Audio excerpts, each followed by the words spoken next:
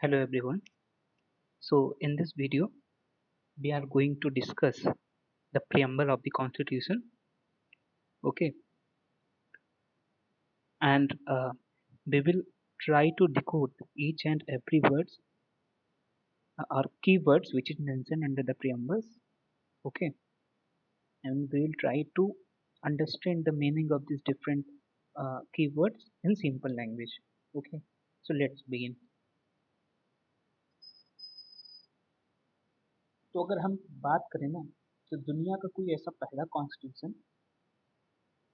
जिसके शुरुआत में प्रियम्बल मेंशन था, तो वो अमेरिकन कॉन्स्टिट्यूशन था। ओके, पहला कॉन्स्टिट्यूशन जिसके पास प्रियम्बल था तो वो अमेरिकन कॉन्स्टिट्यूशन था। उसके बाद बहुत सारे कंट्रीज इंडिपेंडेंट जब हुई तो उन्होंने भी प्रियम्बल ऐड किया। अब प्रियम्बल की बात करें तो प्रियम्बल एक इंट्रोडक्शन की तरह काम करता है कॉन्स्टिट्यूशन की। ओके, जस्ट लाइक कि अगर आप कोई बुक पढ़ते हैं तो उसके स्टार्टिंग में प्रीफेस दिया होता है। वो प्रीफेस क्या होता है? वो प्रीफेस पूरी बुक की समरी कुछ वर्ड्स में समझा देता है। ओके, एंड आप उसे पढ़ने के बाद समझ सकते हैं कि हाँ, इस किताब में लिखा क्या है। तो कहीं ना कहीं ये एक तरह से आइडेंटिटी कार्ड का काम करता है, जिसे नानी पालकी वाला ने भी कहा था कि जो प्रियम्बल है ना, वो एक आइडेंटिटी कार्ड की तरह काम करता है। मतलब कि अगर आप इस प्रियम्बल को देख के कॉन्स्टिट्यूशन का स्ट्रक्चर क्या है, कॉन्स्टिट्यूशन में क्या चीज़ें मेंशन हैं, ठीक है, उसकी आइडियोलॉजी क्या है किसी कॉन्स्टिट्यूशन की, उसे उसे आप आसानी से जान सकते हैं। ओके, तो यहाँ पर प्रीफेस से लेकर इसका यही मतलब। अब बात करें कि प्रियम्बल का ओरिजिन अपने इंडिया में कैसे हुआ, तो पंडित जवाहरलाल नेहरू जी ने एक ऑब्जेक्टिव रेजोल्यूशन पास किया था। Okay, I think 13 December, if I am not wrong. Okay, तो 13 दिसंबर को इन्होंने 1946 में ये ऑब्जेक्टिव रेजोल्यूशन जो है वो ड्राफ्ट किया था। और इसी ऑब्जेक्टिव रेजोल्यूशन के बेस्ड पे हमारे जो कॉन्स्टिट्यूशंस का जो प्रियम्बल है ना, उसमें कई चीज़ें मैच करती हैं। इसके अमेंडमेंट की बात करें तो कॉन्स्टिट्यूशन का जो प्रियम्बल है वो अभी तक केवल एक बार अमेंड हुआ है, 42nd कॉन्स्टिट्यूशन अमेंडमेंट 1976 के through during the Indira Gandhi ji government. Okay, and इस समय प्रियम्बल में 3 न्यू वर्ड्स ऐड हुए थे, जैसे सोशलिस्ट, सेकुलर एंड इंटीग्रिटी। अब इसको आप याद रखें, आपको याद रखना पड़ेगा, ठीक है, और सीक्वेंस वाइज याद रखना पड़ेगा। तो सोशलिस्ट, सेकुलर एंड इंटीग्रिटी, आप इसको ऐसे याद कर सकते हैं।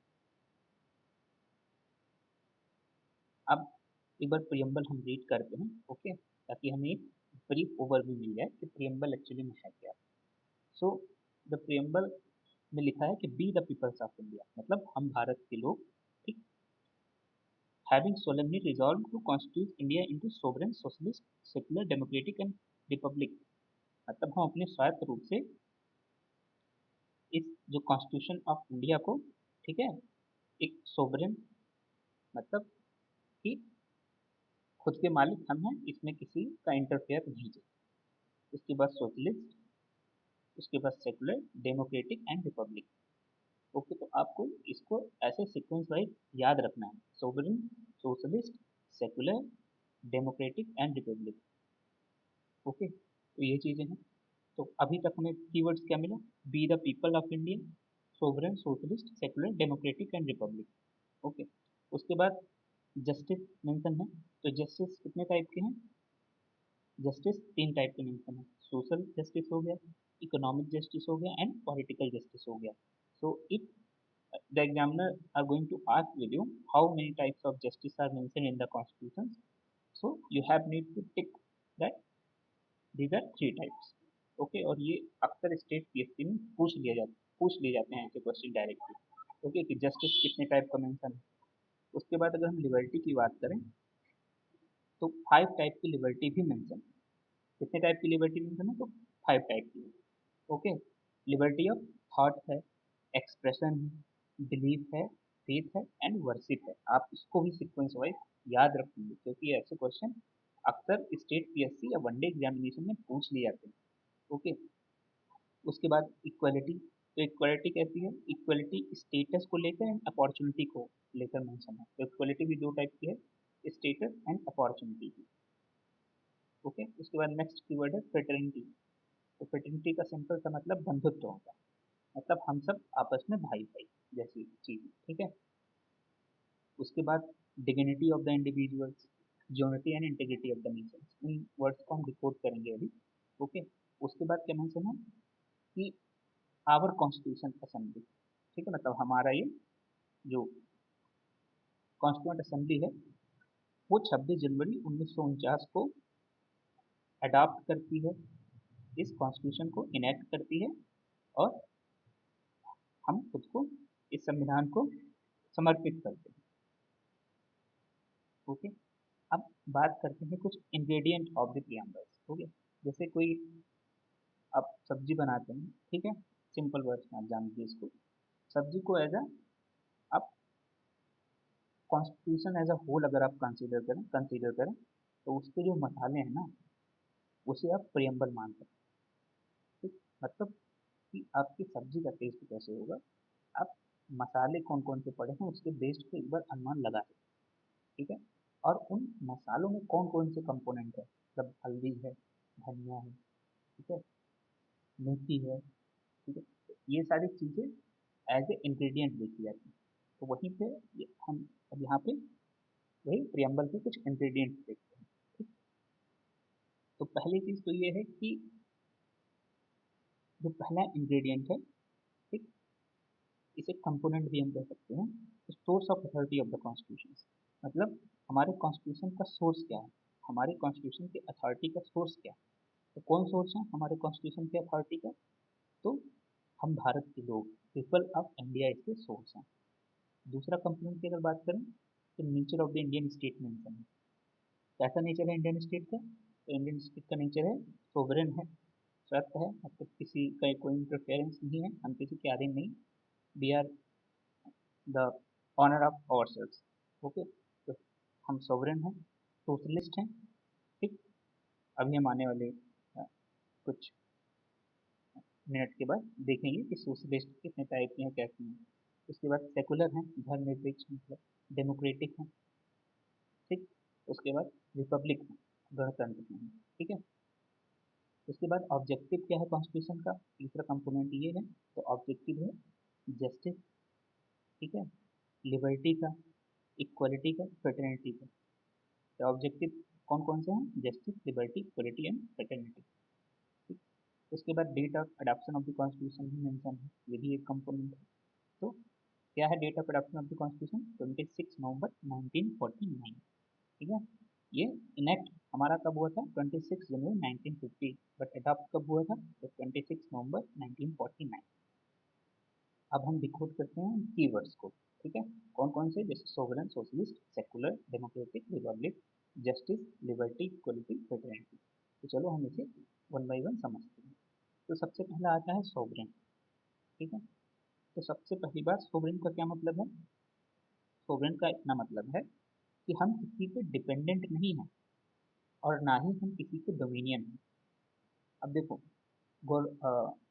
इंडियन इंडिपेंडेंस एक्ट को रिपील होने से पहले हम क्या थे, डोमिनियन स्टेटस था हमारा अंडर द ब्रिटिश गवर्नमेंट। उसके बाद जब हमने इंडियन इंडिपेंडेंस एक्ट को रिपील किया उसके बाद हम इंडिपेंडेंट हो गए, हम सोवरेन हो गए। ओके।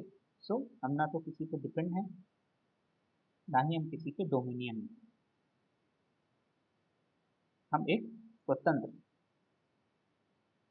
देश है, इंडिपेंडेंट स्टेट है।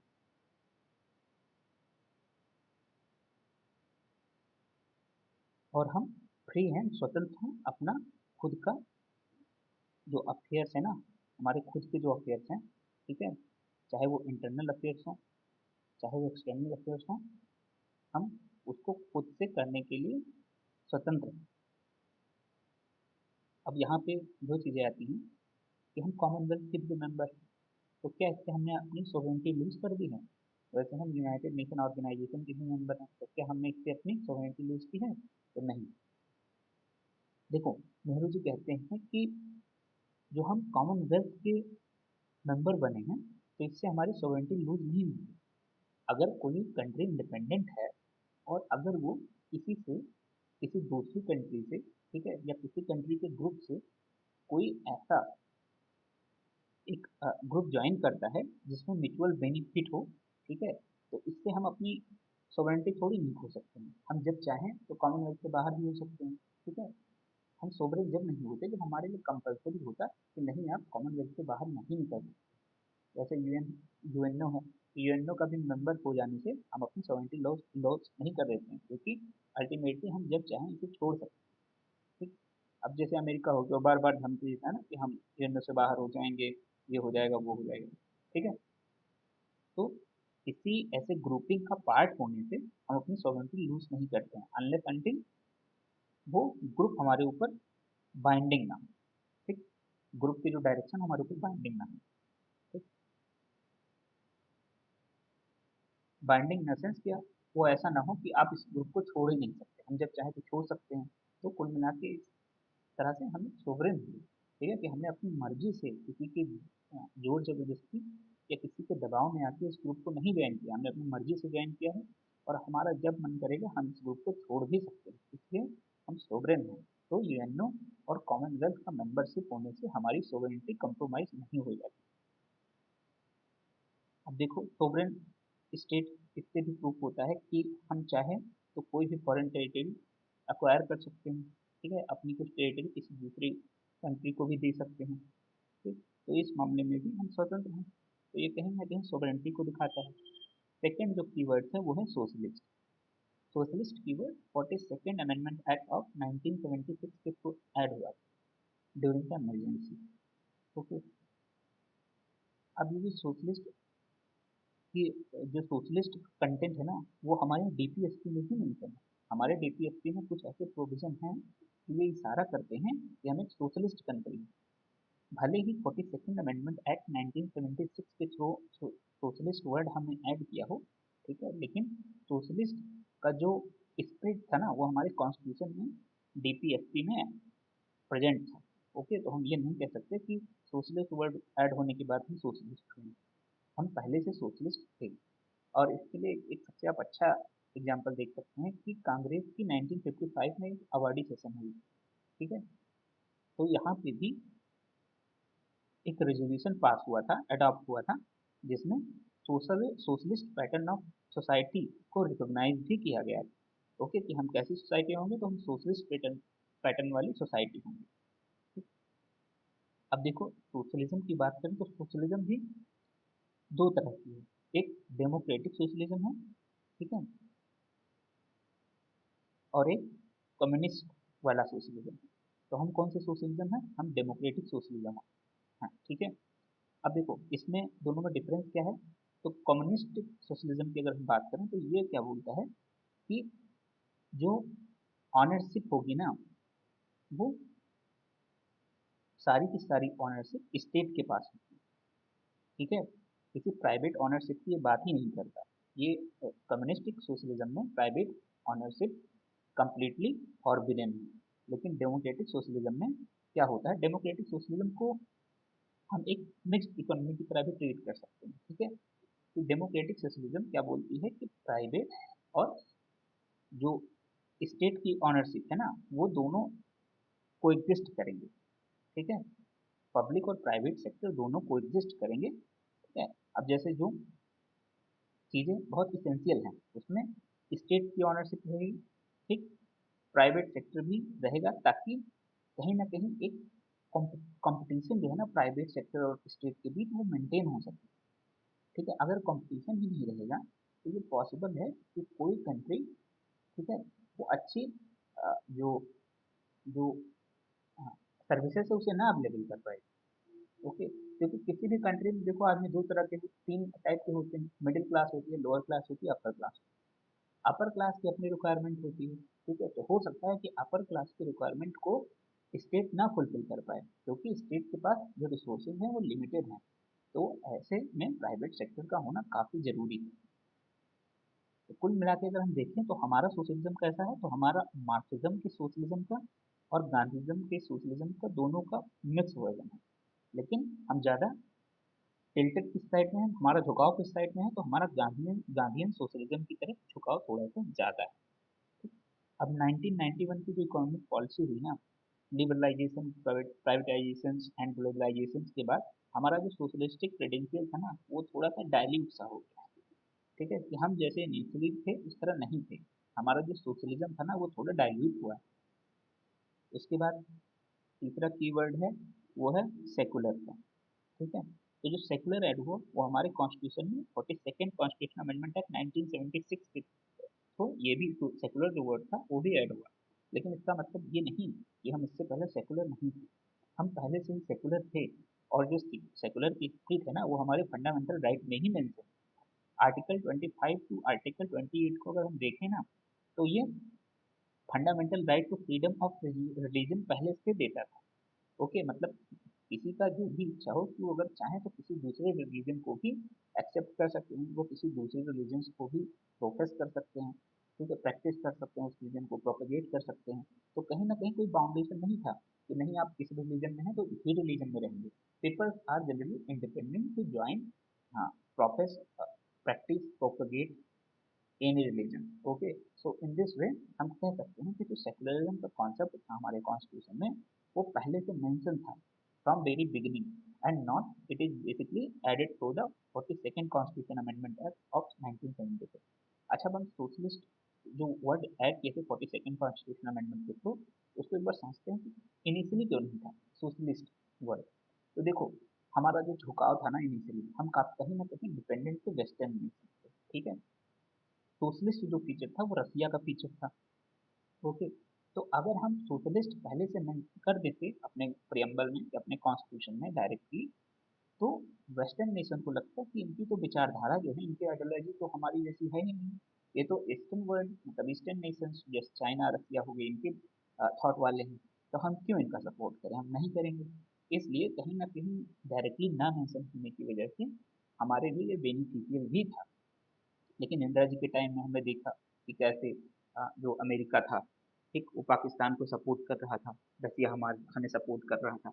तो कहीं ना कहीं इसका एक रिपरकशन भी देखने को मिला था 1976 के आसपास, जब हमने सोशलिस्ट वर्ड सीधे अपने कॉन्स्टिट्यूशन में ऐड किए।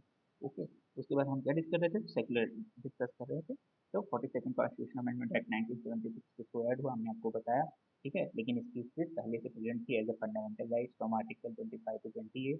ठीक है, अब सेकुलरिज्म की बात करें तो सेकुलरिज्म बेसिकली टू टाइप का होता है, हमने पहले भी इसे डिस्कस किया। जैसे एक कॉन्सेप्ट ऑफ पॉजिटिव सेकुलरिज्म है। ठीक है, पॉजिटिव सेकुलरिज्म का क्या मतलब है कि कंट्री जो है ना वो हर एक रिलीजन को, और ये generally positive concept of secularism ऐसी कंट्री में देखने को मिलता है, ऐसी कंट्री में देखने को मिलता है जो मल्टी रिलीजियस होती है। ठीक है, तो हमारे यहाँ पॉजिटिव कॉन्सेप्ट है सेकुलरिज्म का।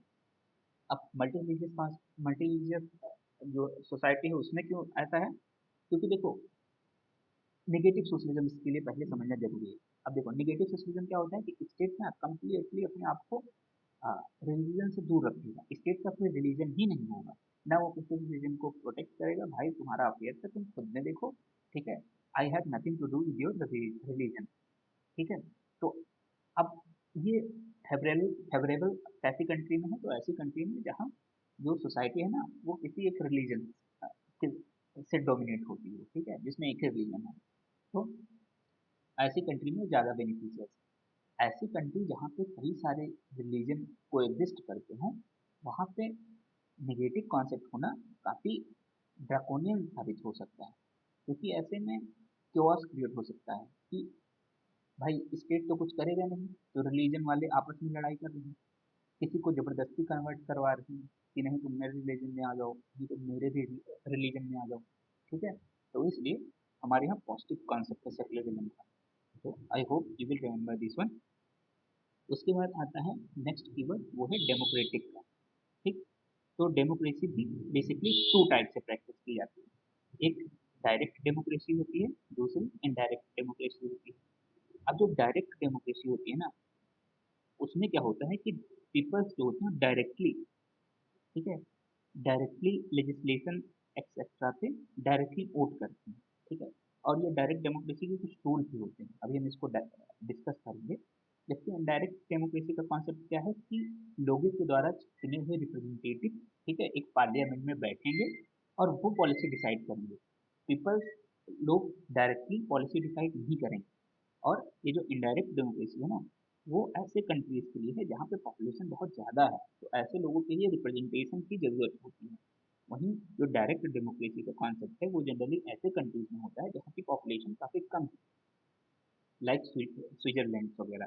ओके, तो अब ये डायरेक्ट डेमोक्रेसी के हम कुछ टूल देखते हैं। बेसिकली 4 टूल होते हैं डायरेक्ट डेमोक्रेसी के। रेफरेंडम, ठीक है, इनिशिएटिव, रिकॉल्स एंड प्लेबिसाइड। अब रेफरेंडम क्या होता है?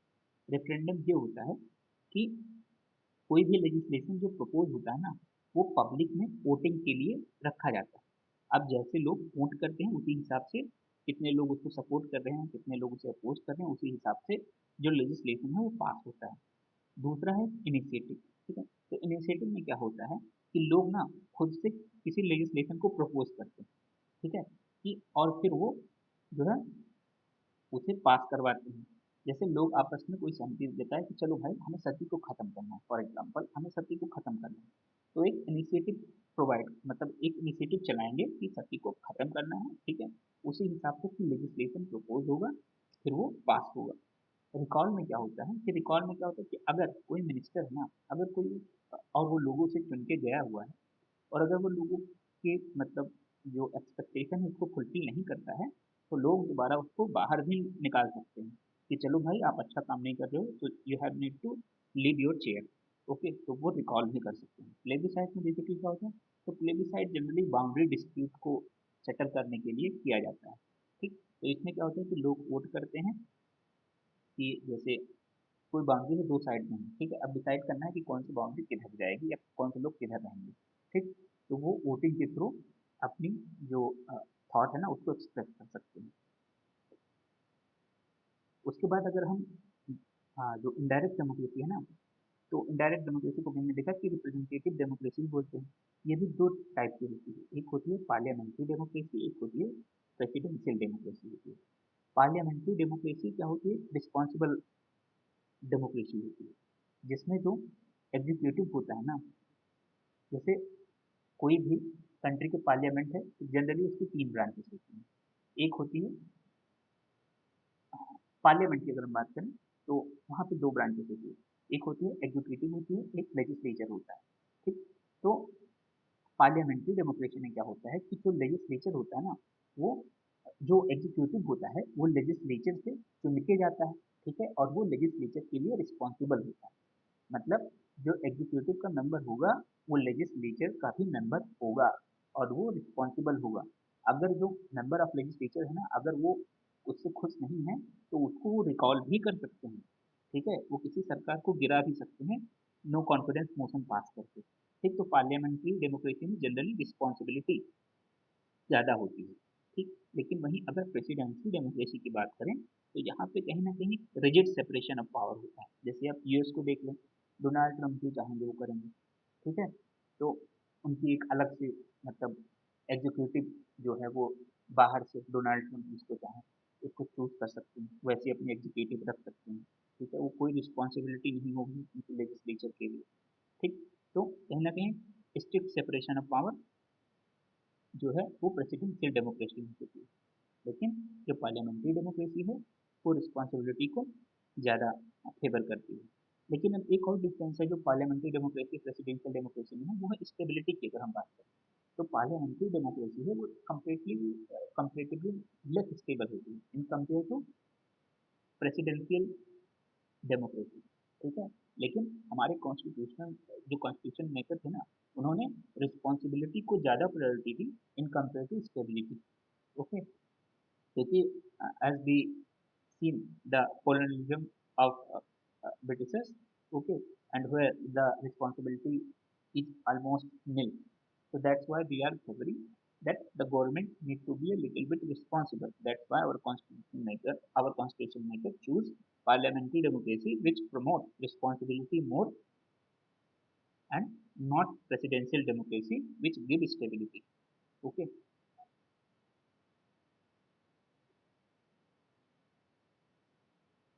अब डेमोक्रेसी जो है ना वो केवल एक पॉलिटिकल डेमोक्रेसी की बात नहीं है, ठीक है। हमारे जो प्रियम्बल में डेमोक्रेटिक सब मेंशन है, ठीक है, वो एक ब्रॉडर सेंस में यूज हुआ है, जो केवल पॉलिटिकल डेमोक्रेसी को नहीं की बात नहीं करता, वो सोशलिस्ट एंड इकोनॉमिक डेमोक्रेसी की ही बात करता है। अब देखो डॉक्टर बी आर अम्बेडकर ना, वो अपनी स्पीच में ना एक चीज बोलते हैं, ठीक, कि पॉलिटिकल डेमोक्रेसी का ना कोई बहुत मतलब नहीं बनता है अगर सोशल डेमोक्रेसी ना हो। अगर लोगों के पास पास सोशल डेमोक्रेसी ना हो ना, तो फिर वो पॉलिटिकल डेमोक्रेसी का कोई मतलब नहीं बनता है।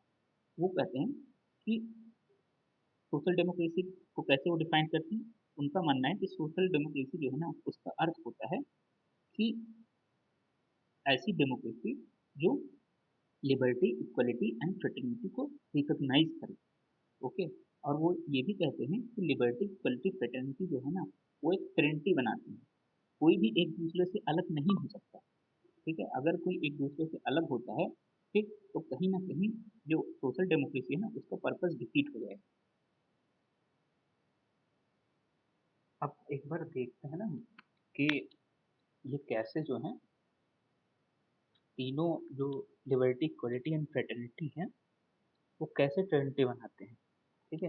कैसे अगर एक नहीं कम्प्लीमेंट एक अगर नहीं प्रिजर्व होता है तो कैसे दूसरा हार्म होता है, ठीक है। तो लेट्स सपोज कि सबको लिबर्टी दे दें, ठीक है, और इक्वलिटी किसी को ना दी, तो लिबर्टी की वजह से ना कुछ लोग अपनी सुप्रीमेसी इस्टेब्लिश कर लेंगे दूसरे लोगों की, क्योंकि इक्वलिटी तो है नहीं, तो कुछ लोग खुद को ऊपर कर लेंगे, ठीक है, खुद को सुप्रीम मानने लगेंगे इन कंपेयर टू अदर, ठीक।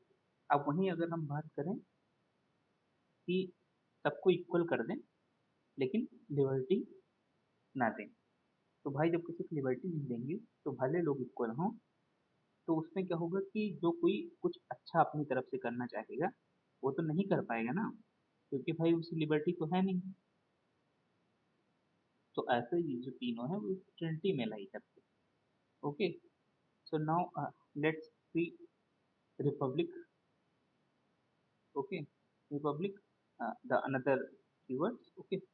सो अगर हम डेमोक्रेटिक पॉलिटी की बात करें ना, तो जो रिपब्लिक है ना, उसे हम दो पार्ट्स में डिवाइड करते हैं, ठीक है। दो पार्ट्स में जो रिपब्लिक है ना, बेसिकली वो दो तरह से डिवाइड किया जा सकता है, ठीक। तो एक होता है मोनार्की एंड एक होता है रिपब्लिक। अगर हम डेमोक्रेटिक पॉलिटी की बात करें, माफ कीजिएगा, ठीक है, अगर हम डेमोक्रेटिक पॉलिटी की बात करें तो इन्हें दो कैटेगरी में डिवाइड किया जा सकता है, जैसे कि monarchy and second is Republic. तो मोनार्की रिपब्लिक में डिफरेंस क्या है कि मोनार्की में क्या होता है कि जो हेड ऑफ स्टेट होता है वो हेरिडिटरी होता है, ठीक।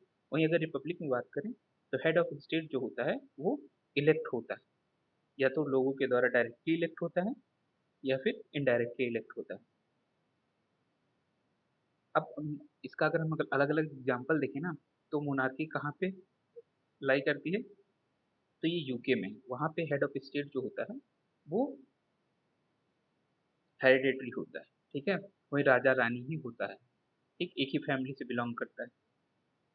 जबकि अगर हम इंडिया की बात करें, ठीक है, तो इंडिया में हेड ऑफ स्टेट इलेक्टेड है, ठीक है। अब यहाँ से जो रिपब्लिकन, अगर अब हेड ऑफ स्टेट इलेक्टेड है तो उसे रिपब्लिक बोलेंगे, हम समझ गए, ठीक है। उसके बाद जो रिपब्लिक है ना, इसके दो अर्थ होते हैं, ठीक है। पहला जो अर्थ है कि जो पॉलिटिकल सोवरेनिटी है ना, वो इंडिया के पीपल्स में लाई करती है, किसी एक सिंगल इंडिविजुअल में नहीं लाई करती है, क्योंकि जो प्रेसिडेंट है वो इलेक्टेड है, ओके, किसके द्वारा, लोगों के द्वारा, भले इनडायरेक्टली। सेकेंड इसका अर्थ क्या है कि एक जो प्रिविलेज क्लास बोलेंगे वो absent है, ठीक है। अब वहाँ जो यूके है वहाँ पे तो जो किंग या queen he head of state बनेगा, ठीक, मोनार्की बनेगा, तो वहाँ पे किसी एक फैमिली को प्रिविलेज दे रहे हैं ना, लेकिन अपने यहाँ ऐसा नहीं है। हमारे यहाँ पब्लिक ऑफिस सभी के लिए ओपन है। एक नॉर्मल फैमिली से निकला हुआ आदमी भी प्रेसिडेंट का चुनाव लड़ सकता है, ठीक है, अगर वो एलिजिबल है, ठीक है। तो हमारे यहाँ ये कॉन्सेप्ट है, कोई प्रिविलेज क्लास जो है वो नहीं है, पब्लिक ऑफिस सभी के लिए ओपन है। नेक्स्ट कीवर्ड है जस्टिस। ओके, तो जस्टिस की बात करें तो हमारे प्रियम्बल में 3 टाइप की जस्टिस मेंशन है, social, economic and political justice. अगर सोशल जस्टिस की बात करें तो सोशल जस्टिस का क्या मतलब है यहाँ पे, कि हर एक आदमी को इक्वली ट्रीट किया जाए बिना किसी सोशल डिस्टिंक्शन के। उसे जो है कास्ट, रिलीजन, ठीक है, रेस, सेक्स इत्यादि के बेस्ड पे डिस्क्रिमिनेट ना किया जाए, ठीक है, इसे ही हम सोशल जस्टिस बोलते हैं। उसके बाद इसका ये भी मतलब है कि किसी एक सेक्शन को, ठीक है, प्रिविलेज नहीं मिलेगा। पहले था ना कि पहले ब्राह्मण को लोग अपर क्लास ट्रीट करते थे, शूद्रा को लोअर, तो अब वो चीज नहीं है। ओके, अब सभी की कंडीशन जो है, सबको जो है इक्वली ट्रीट किया जाएगा, तो ये सोशल जस्टिस का मतलब है। उसके बाद आता है इकोनॉमिक जस्टिस। तो इकोनॉमिक जस्टिस का मतलब है कि जो इनइक्वालिटी है वेल्थ को लेके, उसे कम किया जाए, ठीक है। ये हमारे डीपीएस में भी मेंशन है। अगर सोशल जस्टिस और इकोनॉमिक जस्टिस को कंबाइनली क्या बोलते हैं हम, तो इसे कंबाइनली डिस्ट्रीब्यूटिव जस्टिस बोलते हैं। उसके बाद पॉलिटिकल जस्टिस की बात आती है, ठीक है। तो पॉलिटिकल जस्टिस का क्या मतलब है कि लोगों को बराबर का पॉलिटिकल राइट्स मिले, जितनी पॉलिटिकल ऑफिसेस हैं वहां पर इक्वली एक्सेस मिले, ठीक है, लोगों को गवर्नमेंट में इक्वल वॉइस मिले, मतलब लोग लोग जो है ना, वो गवर्नमेंट के लिए हर आदमी सेम समान है, ठीक है, दे आर नॉट डिफरेंट। हालांकि ऐसा होता नहीं है, ठीक है, but this is mention in constitution. अब एक चीज आप ये ध्यान रखिएगा कि सोशल जस्टिस और इकोनॉमिक जस्टिस है, वो जनरली किससे डील होता है, तो डीपीएसपी के through political justice fundamental rights में मेंशन है, ठीक है, आप इसको ध्यान रखिएगा। वैसे तो कोई स्ट्रिक्ट सेपरेशन नहीं है, लेकिन फिर भी अगर पूछना चाहे तो वो पूछ सकता है, तो अगर वो ऑप्शन में ऐसा कुछ होता है तो ये सही रहेगा, ठीक है। अब जो आइडियल जो जस्टिस का जो आइडिया है वो कहाँ से इवॉल्व हुआ है, तो वो रशियन रेवोल्यूशन से, social, economic and political justice Russian revolution 1917 से इवॉल्व हुआ है, और वहीं से ये लिया गया है। उसके बाद लिबर्टी की बात करें तो लिबर्टी का क्या मतलब है, तो इसका मतलब है अब्सेंस ऑफ रिस्ट्रेंट, ठीक है, मतलब किसी के ऊपर कोई रिस्ट्रेंट नहीं होगा। अगर कोई इंडिविजुअल कुछ करता है तो उसके ऊपर रिस्ट्रेंट नहीं होगा। के साथ ही साथ जो है कि इसका एक ये भी मतलब है कि साथ में लिबर्टी देने से साथ में जो किसी भी इंडिविजुअल को एक अपॉर्चुनिटी भी मिलती है, ठीक है, ताकि उस आदमी की जो उस आदमी का जो डेवलपमेंट है ना, उसकी पर्सनालिटी का डेवलपमेंट है, वो फ्रीली हो पाए, ठीक। अब यहाँ पे एक चीज और ध्यान रखिए कि जो ऑब्सेंस ऑफ रिस्ट्रेंट है ना, उसका यह मतलब नहीं है कि हर कोई कुछ भी करे, ठीक है। इंडियन कॉन्स्टिट्यूशन में लिबर्टी के ऊपर रीजनेबल रिस्ट्रिक्शन है, ठीक है, this is not qualified right, this is this is not absolute right, this is qualified right. Article 17 जो है अनटचेबिलिटी वाला, वो मैक्सिमम जो है लगभग एब्सोल्यूट है, ठीक, बाकी और सारे राइट हैं उन पे रीजनेबल रिस्ट्रिक्शन। जो ये लिबर्टी का आइडिया है ना, लिबर्टी, इक्वलिटी एंड फ्रेटर्निटी, ये आइडिया कहाँ से निकले हैं, तो ये फ्रेंच रेवोल्यूशन से लिए गए हैं, ठीक है। उसके बाद जो नेक्स्ट है वो इक्वलिटी की बात करता है। तो इक्वलिटी का क्या मतलब है, इसका मतलब है कि किसी सेक्शन को ना, किसी सेक्शन ऑफ सिटीजन्स को कोई स्पेशल प्रिविलेज नहीं मिलेगा, ठीक है, सभी को इक्वल अपॉर्चुनिटी मिलेगी बिना किसी भेदभाव के। Equality of status and opportunity हमारे प्रियम्बल में मेंशन है, ठीक है, और इस इक्वलिटी के बेसिकली 3 डायमेंशन है, एक सिविक इक्वलिटी होगी, पॉलिटिकल इक्वलिटी हो गई एंड इकोनॉमिक इक्वलिटी होगी। अब जो सिविक इक्वलिटी की बात करें तो फंडामेंटल राइट्स हमारी सिविक इक्वलिटी को जो है वो दिखाती है। जैसे आर्टिकल 14 की बात करें तो इक्वलिटी बिफोर लॉ, ठीक, सिविक इक्वलिटी है। Article 15 provision of discrimination on the ground of religion, race, caste और place of birth. Then Article 16, that is equality of opportunity in matter of public employment. Article 17, abolition of untouchability. Article 17, ठीक है, abolition of title. Article 18, तो ये कहीं ना कहीं civic equality को ensure करती है। ये जो फंडामेंटल राइट्स के जो आर्टिकल हैं सिविक इक्वलिटी को इंश्योर करते हैं, ठीक है। There are two provision in constitution to achieve political rights, ठीक है। पॉलिटिकल राइट्स को अचीव करने के लिए भी हमारे कॉन्स्टिट्यूशन में दो प्रोविजन है, जैसे आर्टिकल 325 हो गए एंड आर्टिकल 326 हो गया। अब आर्टिकल 325 क्या करता है, ये कहता है कि किसी भी आदमी को इलिजिबल नहीं डिक्लेयर किया जाएगा, ठीक है। इसलिए उसका नाम जो है इलेक्टोरल रोल में,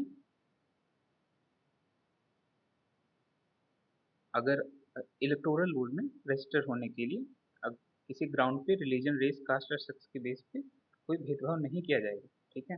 उसे इन बेस पे कि हाँ ये इस रिलीजन का है, ये रेस का, ये कास्ट का है, ये सेक्स का है, तो इससे हम इस उसके मतलब उसका जो नेम है उसे इलेक्टोरल रोल में ना इंक्लूड करें, ठीक। आर्टिकल 325 बोलता है। आर्टिकल 326 जो है वो एडल्ट सफ्रेज की बात करता है, ठीक, कि सभी को whoever is greater than 18 years of age are eligible to vote their eligible to cast their vote in elections। उसके बाद डायरेक्टिव प्रिंसिपल में आर्टिकल 39 है, ठीक है। वो किस चीज़ की बात करता है, तो equal right to and adequate means of livelihood and equal pay for equal work, ठीक है। तो ये डीपीएस में भी मेंशन, तो ये बेसिकली इक्वलिटी को इंश्योर करने के लिए, ठीक। उसके बाद नेक्स्ट जो कीवर्ड से फ्रेटर्निटी देखते हैं, तो फ्रेटर्निटी का सिर्फ इतना सा मतलब है कि भाईचारा आपस में, ठीक है, भाईचारा आपस में बढ़े लोगों के बीच में, इरिस्पेक्टिव ऑफ देयर रिलीजन, ठीक है, भाषा, या किस रीजन से बिलोंग करते हैं, या कैसी भी सेक्शनल डाइवर्सिटी है, तो उसको उसके ऊपर उठ के लोगों में जो जो एक ब्रदरहुड की स्पिरिट है ना, वो बढ़े, उसे प्रमोट किया जाए, ठीक है। इसके लिए आर्टिकल 51 ए में टीपीएस एक ये लोगों की फंडामेंटल ड्यूटीज के अंदर भी रखा गया है कि लोग जो हैं आपस में कॉमन ब्रदरहुड की स्पिरिट को बढ़ावा दें। तो फ्रेटर्निटी का सिर्फ इतना मतलब है सेंस ऑफ ब्रदरहुड। उसके बाद हमारा प्रियम्बल भी डिक्लेयर करता है ना, तो जो हमारा प्रियम्बल है वो डिक्लेयर करता है कि फ्रेटर्निटी जो है वो दो चीज़ों को एश्योर करती है। पहला, एक डिग्निटी ऑफ इंडिविजुअल, और दूसरा unity and strength of the nation. Okay, अगर भाईचारा रहेगा, ठीक, तो कहीं ना कहीं कंट्री मजबूत ही होगा ना, उसमें यूनिटी अच्छी आएगी, इंटीग्रिटी बढ़ेगी, ठीक है। इंटीग्रिटी जो वर्ड है उसे 42nd कॉन्स्टिट्यूशन अमेंडमेंट एक्ट 1976 के ऐड किया गया था। अब कुछ कॉन्स्टिट्यूशनल एक्सपर्ट है ना, वो कुछ कहते हैं, ठीक है, इसके बारे में। तो के एम मुंशी कहते हैं, जो एक ड्राफ्टिंग कमेटी के मेंबर भी थे, वो बोलते हैं कि जो डिग्निटी ऑफ द इंडिविजुअल है ना, वो ये चीज़ बताता है कि केवल ये मटेरियल बेटरमेंट, ठीक है, मटेरियल बेटरमेंट को ही इंश्योर नहीं करता है, ये केवल डेमोक्रेटिक सेटअप को ही इंश्योर नहीं करता है, इसके अलावा ये लोगों की इंडिविजुअल की पर्सनालिटी को भी रिकॉग्नाइज करता है। और ये चीज़ कहाँ से हाईलाइट होती है, तो ये fundamental right and directive principle of state policy में भी हाईलाइट की गई है, जो कि हर एक इंडिविजुअल की डिग्निटी को इंश्योर करता है। फंडामेंटल ड्यूटीज में आर्टिकल 51 ए भी है, ठीक है, तो वो 51 के अंदर भी ये चीज़ लिखी गई है कि अ, ये लोगों का काम है कि वो वुमेन्स की डिग्निटी को प्रोटेक्ट करें और वो प्रैक्टिसेस जो हैं उन्हें रिनाउंस करें, जो कि कहीं ना कहीं वुमेन की डिग्निटी के अगेंस्ट में या उनके डेरोगेटरी, ठीक है। ये भी जो है फंडामेंटल ड्यूटीज में मेंशन है कि हर एक सिटीजन्स की ये ड्यूटी बनती है कि वो प्रोटेक्ट करें भारत की सोवरेनिटी, यूनिटी और इंटीग्रिटी को। उसके बाद जो यूनिटी एंड इंटीग्रिटी की बात करें ऑफ द नेशन जो है वर्ल्ड है, उसका मतलब साइकोलॉजिकल एंड टेरिटोरियल डायमेंशन दोनों को लेकर। आर्टिकल 1 जैसे है ना यूनियन ऑफ स्टेट, तो यहाँ से क्लियर हो जाती है कि अब यहाँ से यूनियन ऑफ स्टेट से क्या मतलब है कि जो स्टेट है ना उनके पास ये राइट नहीं है कि वो चाहे तो यूनियन से निकल सकते हैं, ठीक है। तो इससे क्या पता चलता है कि जो यूनियन का नेचर है ना हमारे यहाँ वो इंडिस्ट्रक्टिबल, मतलब यूनियन को तोड़ा नहीं जा सकता। तो इसका एम क्या है, इसका एम है कि जो नेशनल इंटीग्रेशन में जो कुछ रुकावटें हैं ना, जैसे लाइक कम्युनलिज्म, रीजनलिज्म, कास्टिसिज्म, ठीक है, लैंग्वेजम, सेशनिज्म, इन सबको टैकल करने के लिए आर्टिकल 1 जो है in union of state mention करता है। ओके, अब सिग्निफिकेंस, प्रियम्बल के सिग्निफिकेंस को देखें अगर हम, ठीक, तो प्रियम्बल का सिग्निफिकेंस ये कहीं ना कहीं ना, ये जो जो हमारे कॉन्स्टिट्यूशन मेकर थे ना उनके ड्रीम्स और एस्पिरेशन को रिफ्लेक्ट करता है प्रियम्बल हमारा, ठीक है। अल्लारी कृष्ण स्वामी अय्यर जो कॉन्स्टिट्यूशन कमीशन के मेंबर भी थे, ठीक है, जिन्होंने एक बहुत बड़ा रोल भी प्ले किया है कॉन्स्टिट्यूशन को बनाने में, तो वो कहते हैं कि प्रियम्बल जो है ना वो कहीं ना कहीं इस चीज़ को एक्सप्रेस करता है कि हमने इतने समय तक क्या सोचा है, क्या सपने देखे हैं अपने देश को लेकर, ठीक है, वो इन चीज़ों को प्रियम्बल मेंशन करता है। केएम मुंशी क्या कहते हैं, केएम मुंशी कहते हैं इसे horoscope of our sovereign democratic republic. Pandit Thakur Das Bhargava की अगर बात सुने तो वो क्या कहते हैं, वो कहते हैं कि जो प्रियम्बल है ना वो सोल ऑफ द कॉन्स्टिट्यूशन है, ठीक है, ये कॉन्स्टिट्यूशन की कुंजी है, ये ज्वेल है कॉन्स्टिट्यूशन में, ठीक है। वो ये भी कहते हैं कि यह एक यार्ड स्टिक है which can measure the overall value of the constitution और worth of the constitution. Sir Ernest Barker के माने वो क्या बोलते हैं, वो बोलते हैं कि जो ये प्रियम्बल है ना की नोट है इंडियन कॉन्स्टिट्यूशन का। तो इनकी एक बुक भी है, principle of social and political theory, जिन्हें इन्होंने 1951 में लिखा है, ठीक है। तो इसको आप याद रखिएगा, अगर पूछ ले कि principle of social and political theory 1951 किसने लिखी है, तो ये सर अर्नेस्ट बेकर ने लिखी है। एम हिदायतुल्लाह भी हैं जो former chief justice of India थे, वो भी कहते हैं कि प्रियम्बल जो है ना वो जो independence of United states America का जो डिक्लेरेशन था ना उससे मिलता जुलता है, लेकिन ये सिर्फ डिक्लेरेशन नहीं है, तो मोर देन डिक्लेरेशन हमारे कॉन्स्टिट्यूशन। अब कई बार सवाल उठे कि प्रियम्बल का कॉन्स्टिट्यूशन का पार्ट है या नहीं, तो बेरोबरी यूनियन केस में 1960 में कहा गया, ठीक है। इस बेरोबरी यूनियन केस 1960 में कॉन्स्टिट्यूशन का जो इम्पोर्टेंस है ना उसे रिकॉग्नाइज किया गया, और ये कहा गया कि अगर कोई आर्टिकल कॉन्स्टिट्यूशन में एम्बिगियस रखते हैं जिनके एक से अधिक मीनिंग है, ठीक है, उनको जिनको इंटरप्रेट करने में कठिनाई होती है, तो अगर प्रियम्बल के हेल्प से, ठीक है, इसे अच्छे से डिकोड किया जा सकता है। लेकिन इसके बावजूद भी बेरवरी यूनियन केस 1960 में क्या बोला गया कि जो जो ये प्रियम्बल है वो कॉन्स्टिट्यूशन का पार्ट नहीं है। उसके बाद केशवानंद भारती केस आता है 1973 में, ये बेरवरी यूनियन केस में जो जजमेंट था ना कि preamble is not part of the constitution, इसे कहीं ना कहीं रिजेक्ट कर देता है और बोलता है कि नहीं, जो प्रियम्बल है ना वो कॉन्स्टिट्यूशन का पार्ट है। उसके बाद LIC ऑफ इंडिया केस 1995 आता है, वो कहता है, वो भी इसी चीज़ को दोहराता है कि जो प्रियम्बल है वो कॉन्स्टिट्यूशन का पार्ट है, ठीक है। अब ये डिबेट देखो केशवानंद भारती केस में क्या होता है कि जो केशवानंद भारती केस में एक पटिशनर होता है, ठीक है, तो वो चैलेंज करता है कि जैसे फेब्रुअरी यूनियन केस इससे पहले हुआ था, उसमें बोला गया था कि जो प्रियम्बल है कॉन्स्टिट्यूशन का पार्ट नहीं है। तो पेटिशनर क्या बोलता है कि चूंकि प्रियम्बल जो है वो कॉन्स्टिट्यूशन का पार्ट नहीं है, इसलिए इसे अमेंड नहीं किया जा सकता। ठीक है, तो केशवानंद भारती केस में ये होता है। उसके बाद केशवानंद भारती केस में सुप्रीम कोर्ट कहता है कि जो जो प्रियम्बल है वो भी कॉन्स्टिट्यूशन मेकर नहीं बनाया है। ठीक है, और और इसलिए ये जो है कॉन्स्टिट्यूशन का पार्ट है। ठीक है, पहली बात। और दूसरी बात ये बोलता है कि केशवानंद भारती केस में कि इस कॉन्स्टिट्यूशन को बदला जा सकता है, मतलब प्रियम्बल जो है उसमें अमेंडमेंट किया जा सकता है, लेकिन जो है इसके जो बेसिक स्ट्रक्चर है ना उन्हें बदला नहीं जा सकता। अब बेसिक स्ट्रक्चर कुछ ऐसे कीवर्ड्स हैं, मतलब जो कहीं ना कहीं पूरे कॉन्स्टिट्यूशन को एक बेस देते हैं। अगर ये जो बेसिक स्ट्रक्चर है ना, अगर इन्हें हिलाया डुलाया गया तो कहीं ना कहीं कॉन्स्टिट्यूशन का स्ट्रक्चर जो है वो बिगड़ जाएगा।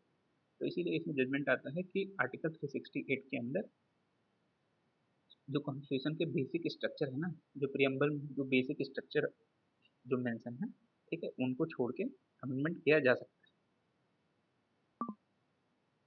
अब ये रहता है कि प्रियम्बल की अगर इतनी इंपॉर्टेंस है तो ये सबसे लास्ट में क्यों जो प्रियम्बल है उसे इनेक्ट किया गया कॉन्स्टिट्यूशन असेंबली के द्वारा। तो इसके लिए भी कहा जाता है कि ये इसलिए लास्ट में जो है इनेक्ट किया गया ताकि जो ये कॉन्स्टिट्यूशन है ना उसके उस उसको कन्फर्म करे। ठीक है, कॉन्स्टिट्यूशन के हिसाब से ये प्रियम्बल इसीलिए लास्ट में सबसे ऐड किया कॉन्स्टिट्यूशन मेकर ने। तो अभी करंट का जो जजमेंट है ना वही कॉन्स्टिट्यूएंट असेंबली थी ना, उसमें भी यही चीज़ कहा गया था कि प्रियम्बल जो है कॉन्स्टिट्यूशन का पार्ट है। तो अभी का सुप्रीम कोर्ट का जो जजमेंट है वो कहीं कहीं जो फाउंडिंग फादर थे कॉन्स्टिट्यूशन के उनके कॉन्सोनेंस में है, मतलब उनके सहमति में ही है ये चीज़। अब यहाँ पे दो चीज़ें नोट करने की ज़रूरत है कि जो प्रियम्बल है ना वो ना तो सोर्स ऑफ पावर है, ठीक है, और ना ही जो लेजिस्लेचर का पावर है ना उसको प्रोहिबिट करता है। ठीक है, दूसरा कि ये नॉन जस्टिसेबल, अगर इसका वॉल्यूशन होता है तो कोई कोर्ट में जाके इसे इन्फोर्स नहीं कर पा सकता। उसके बाद अमेंडेबिलिटी ऑफ द कॉन्स्टिट्यूशन की प्रियम्बल की बात करें तो हमने देखा ही, ठीक है, कि केशवानंद भारती केस में पर्टिकुलर चैलेंज करता है कि जो ये जो प्रियम्बल है ना वो अगर कॉन्स्टिट्यूशन का पार्ट नहीं है अकॉर्डिंग टू बेरीबरी यूनियन केस तो इसे अमेंड भी नहीं किया जा सकता। ठीक, स्पेशली जो बेसिक फीचर है ना फर्स्ट इसमें प्रियम्बल में उसे अमेंड नहीं किया जा सकता। कोर्ट ने इस चीज़ को सुना और कोर्ट ने कहा कि जो हमारा पहले जजमेंट था बेरीबरी यूनियन केस में उसे हम नल एंड वॉइड डिक्लेयर करते हैं और अब से क्या होगा कि प्रियम्बल को कॉन्स्टिट्यूशन का इंटीग्रल पार्ट माना जाएगा। ठीक है, और अंडर आर्टिकल 368 अगर गवर्नमेंट केवल उन्हीं चीज़ों को अमेंड कर सकती है जो कि बेसिक स्ट्रक्चर में ना आती है। ठीक है, क्योंकि अगर इन बेसिक स्ट्रक्चर को डिस्टर्ब किया गया तो पूरा कॉन्स्टिट्यूशन है ना वो कहीं ना कहीं डिस्टर्ब हो जाएगा। ठीक है, ये कहीं ना कहीं चार व्हील की तरह बेसिक स्ट्रक्चर काम करते हैं कि अगर उनमें से एक भी व्हील निकाल दिया गया तो गाड़ी रन नहीं कर पाएगी, कॉन्स्टिट्यूशन कहीं ना कहीं सही से चल नहीं पाएगा। ठीक है, हम जानते हैं कि जो 42nd कॉन्स्टिट्यूशन अमेंडमेंट एक्ट है ना 1976 में, जैसे वर्ड जो नए वर्ड ऐड हुए थे सोशलिस्ट सेकुलर इंटीग्रिटी प्रियम्बल में इसे वैलिड हेल्ड किया गया था सुप्रीम कोर्ट के द्वारा। ओके, तो this was our chapter number 4 the preamble of the constitution. Thank you.